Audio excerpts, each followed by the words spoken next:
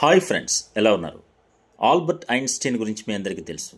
ఆయన ఆలోచన విధానంలో 4 విషయాలు ఉన్నాయి. ఫస్ట్ పాయింట్ ఏంటంటే, మనందరం 40% వరకు గతం గురించి ఆలోచించి, గతంలో జరిగిన ఈ విషయం ఎందుకు జరిగింది, ఇలా జరగకుండా ఉంటే బాగుండేదని చెప్పి 40% ఆలోచనలని, ఎనర్జీ అంతా దాని మీద పెడతాం. కానీ ఐన్స్టీన్ ఎప్పుడు కూడా ఆ 40% గతం గురించి ఆలోచించలేదు.